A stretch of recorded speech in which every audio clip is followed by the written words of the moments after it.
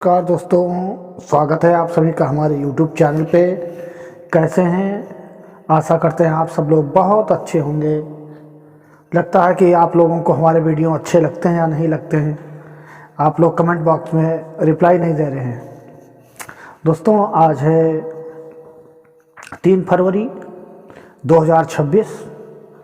आइए जानते हैं मायावती जी से जुड़ी बेहद अहम खास खबरें, वो भी कुछ ही मिनटों में। दोस्तों, आज मायावती जी ने एक ऐसा चौंकाने वाला ऐलान किया है जो आप लोगों को वीडियो के अंत में देखने को मिलेगा। अगर आप हमारे वीडियो अच्छे लग रहे हैं तो व्हाट्सएप, इंस्टाग्राम, फेसबुक पर भेजना ना भूलें।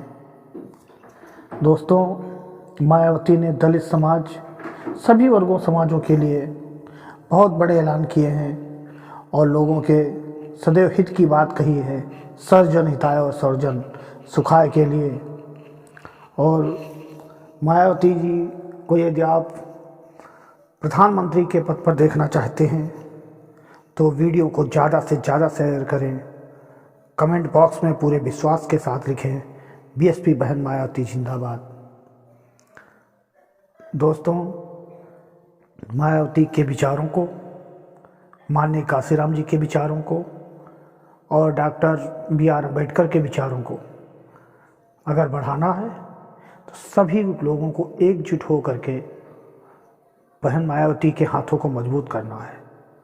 चलो शुरू करते हैं आज की 15 बड़ी खबरें। सुनिए पहली खबर। आइए बढ़ते हैं पहली बड़ी खबर की ओर। बहुजन समाज पार्टी की राष्ट्रीय अध्यक्ष और उत्तर प्रदेश की पूर्व मुख्यमंत्री बहन कुमारी मायावती जी ने आज केंद्र सरकार द्वारा पेश किए गए बजट 2026-27 पर अपनी कड़ी प्रतिक्रिया दी है। बहन जी ने स्पष्ट शब्दों में कहा है कि ये बजट केवल कागजों पर चमकदार दिखता है, लेकिन धरातल पर गरीबों और मजलूमों के लिए इसमें कुछ भी खास नहीं है। मायावती जी ने सोशल मीडिया के माध्यम से सरकार को घेरा और कहा कि बजट सरकार की नीति और नीयत का आईना होता है। उन्होंने केंद्र सरकार पर आरोप लगाया कि सरकार की नीतियां केवल बड़े पूंजीपतियों और धन्ना सेठों को लाभ पहुंचाने वाली हैं, जबकि देश का आम नागरिक, विशेषकर दलित, पिछड़ा और अल्पसंख्यक समाज आज भी महंगाई और बेरोजगारी की मार झेल रहा है। बहन जी ने मांग की है कि बजट की घोषणाओं का क्रियान्वयन पूरी ईमानदारी से होना चाहिए, वरना ये केवल चुनावी लोक लुभावन वादों की तरह ही बनकर रह जाएगा। आइए बढ़ते हैं दूसरी बड़ी खबर की ओर। मायावती जी ने आज उत्तर प्रदेश की कानून व्यवस्था को लेकर योगी सरकार पर तीखा हमला बोला है। उन्होंने कहा कि प्रदेश में दलितों और पिछड़ों के खिलाफ अपराधों की बाढ़ सी आ गई है। बहन जी ने हाल ही में हुई कुछ दुखद घटनाओं का जिक्र करते हुए कहा कि वर्तमान सरकार के राज में अपराधी बेखौफ हैं और शासन का इकबाल खत्म हो चुका है। उन्होंने अपनी पिछली बीएसपी सरकार के कार्यकाल की याद दिलाते हुए कहा कि उस समय अपराधी जेल में होते थे या प्रदेश के बाहर, लेकिन आज स्थिति बिल्कुल विपरीत है। मायावती जी ने प्रदेश की जनता को विश्वास दिलाया है कि केवल बसपा की सरकार ही सर्वजन हिताय सर्वजन सुखाय के संकल्प को सिद्ध कर सकती है और प्रदेश में रूल ऑफ लॉ स्थापित कर सकती है। आइए बढ़ते हैं तीसरी बड़ी खबर की ओर। उत्तर प्रदेश में आगामी पंचायत चुनावों और 2027 के विधानसभा चुनाव की तैयारियों को देखते हुए मायावती जी ने आज लखनऊ में एक उच्च स्तरीय बैठक बुलाई है। इस बैठक में प्रदेश के सभी जोन इंचार्ज और जिला अध्यक्षों को सख्त निर्देश दिए गए हैं। बहन जी ने स्पष्ट किया है कि अब सोशल मीडिया से ज्यादा जमीन पर उतरकर काम करने की जरूरत है। उन्होंने नारा दिया है कि गांव-गांव चलो, बसपा से जुड़ो। मायावती जी का मानना है कि केवल डिजिटल प्रचार से बहुजन समाज को संगठित नहीं किया जा सकता। इसके लिए कैडर कैंपों के माध्यम से बाबा साहेब डॉक्टर भीमराव अंबेडकर और मान्यवर कांशीराम जी के विचारों को हर घर तक पहुंचाना होगा। उन्होंने कार्यकर्ताओं से अपील की है कि वे विपक्षी दलों के भ्रमजाल से समाज को बचाएं और बसपा को फिर से नंबर 1 पार्टी बनाने के लिए जुट जाएं। आइए बढ़ते हैं चौथी बड़ी खबर की ओर। आज 3 फरवरी 2026 को बहन कुमारी मायावती जी ने देश की आर्थिक स्थिति और केंद्र सरकार द्वारा जारी आंकड़ों पर अपनी गहरी चिंता व्यक्त की है। बहन जी ने कहा है कि सरकार बड़े बड़े दावे कर रही है कि देश की अर्थव्यवस्था 5 ट्रिलियन की ओर बढ़ रही है, लेकिन हकीकत में दलितों और आदिवासियों की बस्तियों में आज भी चूल्हा जलना मुश्किल हो रहा है। मायावती जी ने मांग की है कि सरकार को केवल जीडीपी के आंकड़ों में नहीं उलझना चाहिए, बल्कि ये देखना चाहिए कि प्रति व्यक्ति आय में बहुजन समाज का हिस्सा कितना है। उन्होंने कहा कि जब तक समाज के अंतिम पायदान पर खड़े व्यक्ति की आर्थिक स्थिति में सुधार नहीं आता, तब तक विकास के सारे दावे खोखले हैं। बसपा प्रमुख ने अपनी सरकार के दौरान किए गए आर्थिक सुधारों और गरीब कल्याण योजनाओं का उदाहरण देते हुए कहा कि हमने बिना किसी शोर शराबे के लाखों लोगों को रोजगार और घर दिए थे, जिसकी कमी आज प्रदेश और देश की जनता को खल रही है। आइए बढ़ते हैं पांचवी बड़ी खबर की ओर। मायावती जी ने आज आरक्षण के मुद्दे पर एक बहुत ही महत्वपूर्ण और निर्णायक बयान जारी किया है। उन्होंने केंद्र और विभिन्न राज्य सरकारों को चेतावनी देते हुए कहा है कि यदि सरकारी नौकरियों में पिछड़ों और दलितों के बैकलॉग पदों को जल्द नहीं भरा गया तो बसपा पूरे देश में एक बड़ा आंदोलन छेड़ेगी। बहन जी का कहना है कि आरक्षण केवल एक संवैधानिक अधिकार नहीं है, बल्कि ये उन करोड़ों लोगों के सम्मान की लड़ाई है जिन्हें सदियों से मुख्यधारा से बाहर रखा गया।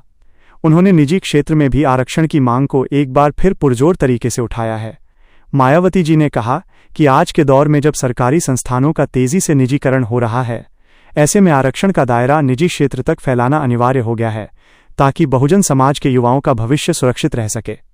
उन्होंने कार्यकर्ताओं को निर्देश दिया है कि वे इस मांग को लेकर जन जन तक जाएं और लोगों को उनके हक के प्रति जागरूक करें। आइए बढ़ते हैं छठी बड़ी खबर की ओर। आज बहन मायावती जी ने जातिगत जनगणना कास्ट सेंसस 2026 को लेकर विपक्षी दलों, खासतौर पर कांग्रेस और सपा के दोगले चरित्र को उजागर किया है। उन्होंने कहा कि जो दल आज जातिगत जनगणना की मांग कर रहे हैं, उन्होंने अपनी सत्ता के समय इसे क्यों नहीं कराया। मायावती जी ने स्पष्ट किया कि बसपा शुरू से ही जातिगत जनगणना की पक्षधर रही है ताकि जिसकी जितनी संख्या भारी, उसकी उतनी हिस्सेदारी के सिद्धांत को लागू किया जा सके।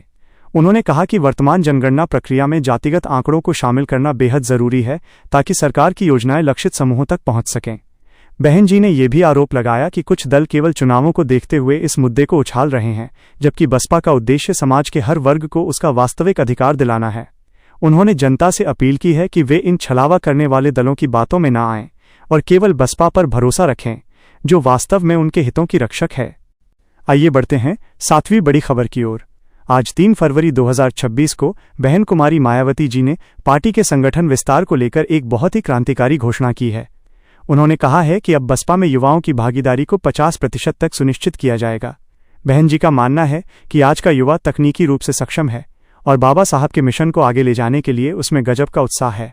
उन्होंने जिला अध्यक्षों को निर्देश दिया है कि हर विधानसभा क्षेत्र में बहुजन यूथ फोर्स का गठन किया जाए, जो न केवल राजनीतिक रूप से सक्रिय हो बल्कि समाज में हो रहे अन्याय के खिलाफ तुरंत आवाज भी उठाए।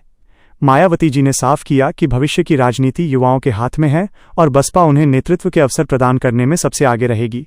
उन्होंने आगाह किया कि जो नेता केवल कुर्सी के लिए पार्टी से जुड़ते हैं, उनके लिए अब बसपा में कोई जगह नहीं है, केवल समर्पित और मिशनरी कार्यकर्ताओं को ही आगे बढ़ाया जाएगा।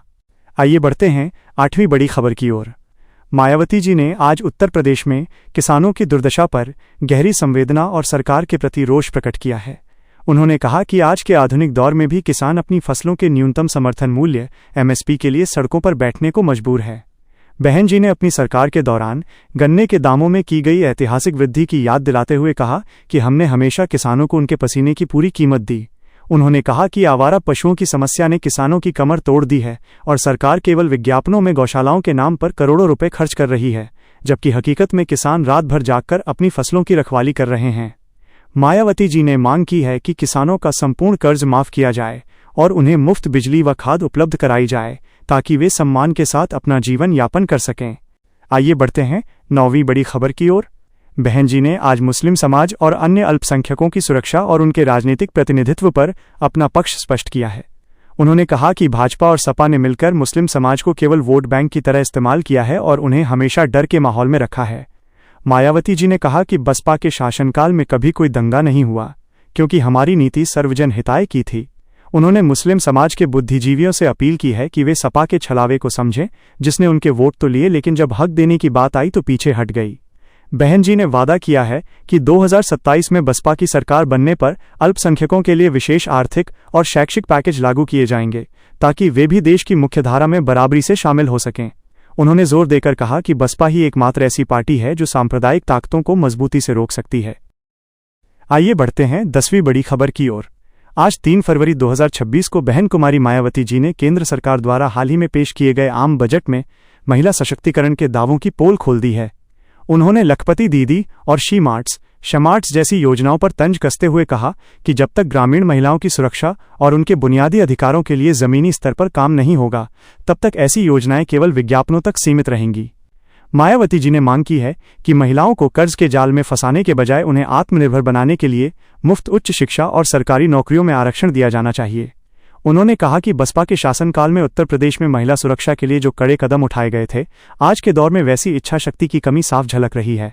आइए बढ़ते हैं 11वीं बड़ी खबर की ओर। मायावती जी ने आज यूजीसी के नए इक्विटी रेगुलेशन को लेकर मचे बवाल पर अपनी चुप्पी तोड़ी है। उन्होंने उच्च शिक्षण संस्थानों में जाति आधारित भेदभाव को रोकने के लिए बनाए गए इन नियमों का पुरजोर समर्थन किया है। बहन जी ने कहा कि कुछ लोग जातिवादी मानसिकता के चलते इन नियमों का विरोध कर रहे हैं, जो बेहद निंदनीय है। उन्होंने स्पष्ट किया कि विश्वविद्यालयों में दलित और पिछड़े वर्ग के छात्रों को आज भी मानसिक प्रताड़ना का सामना करना पड़ता है और इक्विटी कमेटियों का गठन इस समस्या के समाधान के लिए एक अनिवार्य कदम है। मायावती जी ने केंद्र सरकार से यह भी सुनिश्चित करने को कहा कि इन नियमों का पालन कड़ाई से हो और दोषी संस्थानों के खिलाफ सख्त कार्रवाई की जाए ताकि शिक्षा के मंदिरों में समानता बनी रहे। आइए बढ़ते हैं 12वीं बड़ी खबर की ओर। बहन मायावती जी ने आज उत्तर प्रदेश के सरकारी स्कूलों की जर्जर हालत और शिक्षा के गिरते स्तर पर चिंता जताई है।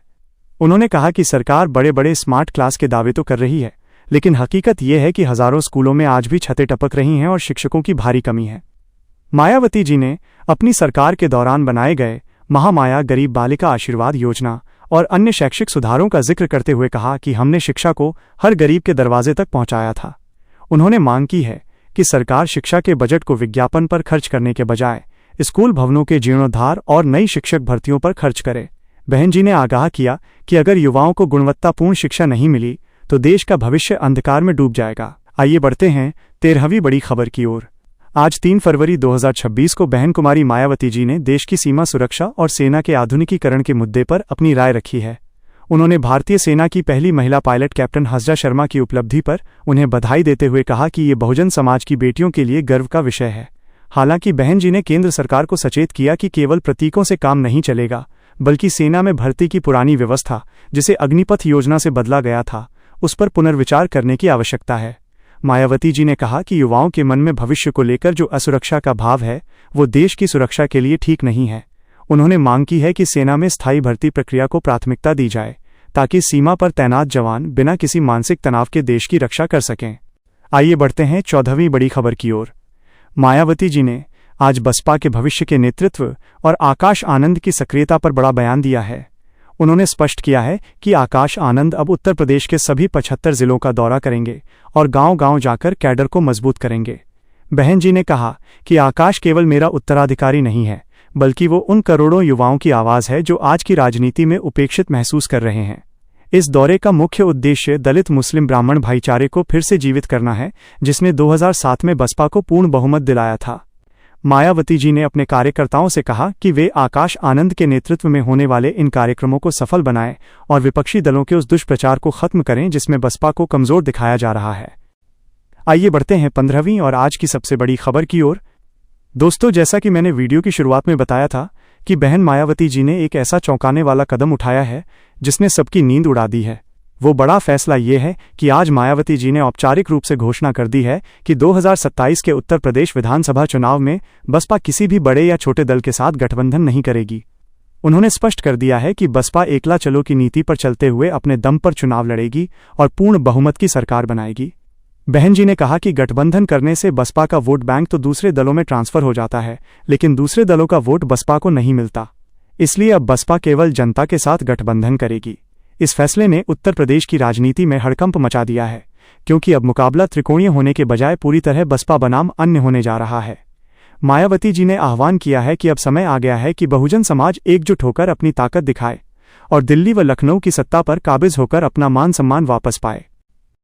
तो दोस्तों, ये थी आज 3 फरवरी 2026 की वो 15 बड़ी और बेहद खास खबरें जो सीधे तौर पर बहन कुमारी मायावती जी और बहुजन समाज के भविष्य से जुड़ी हुई हैं। आज के इन तमाम घटनाक्रमों और बहन जी के एकला चलो के बड़े फैसले ने ये साफ कर दिया है कि आने वाला समय बहुजन समाज पार्टी के लिए एक नई क्रांति का होने वाला है। विरोधियों की तमाम चालों और साजिशों के बावजूद मायावती जी का अडिग हौसला ये बता रहा है कि वो किसी भी कीमत पर दलितों, पिछड़ों और अल्पसंख्यकों के हक की लड़ाई से पीछे हटने वाली नहीं है। साथियों, अब वक्त आ गया है कि हम भी सोशल मीडिया से बाहर निकलकर जमीन पर उतरें और बहन जी के इन संदेशों को हर घर हर बस्ती तक पहुंचाएं। अगर आप भी मानते हैं कि केवल बसपा ही इस देश में असली सामाजिक परिवर्तन ला सकती है तो इस वीडियो को ज़्यादा से ज़्यादा शेयर करें। याद रहे, आपकी एकता ही बहन जी की असली ताकत है। अगर आपने अभी तक हमारे चैनल को सब्सक्राइब नहीं किया है तो अभी कर लें ताकि ऐसी ही सटीक और ज़रूरी खबरें आपको रोज़ाना सुबह 8 बजे सबसे पहले मिलती रहें। जाते जाते कमेंट बॉक्स में अपनी राय ज़रूर दें और गर्व से लिखें, बीएसपी बहन मायावती जिंदाबाद। आज के लिए बस इतना ही, कल सुबह फिर मिलेंगे इसी समय। तब तक के लिए जय भीम, जय भारत, जय संविधान।